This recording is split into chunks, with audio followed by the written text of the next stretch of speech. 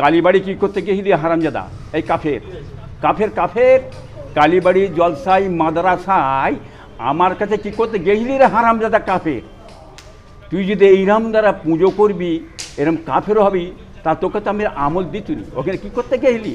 তোর নেতাগুলো বেঁচে আছে, কোরআন শিব মাতাকে জিজ্ঞেস কর না আমার কাছে কেন গেলি রে? এই কাফের কাফের এই কাফের জাহান্নামার কুত্তা, কি করতে গেলি? পীরজাদাদের নাম মুখে নিলে জবানটা নষ্ট হয়ে যাবে, এমনটাই তিনি দাবি করছেন। কি বলছেন? তো ইমানটাকে বলবি, তো ইমানটাকে বল, ওই কাফেরটাকে বল। পীরজাদাদের নাম নিয়ে জবানটা খারাপ হয়ে যাবে। কালীবাড়ি কি করতে গেছিলি হারামজাদা? এই কাফের কাফের কাফের কালীবাড়ি জলসাই মাদ্রাসায় আমার কাছে কি করতে গেছিলি রে হারামজাদা কাফের?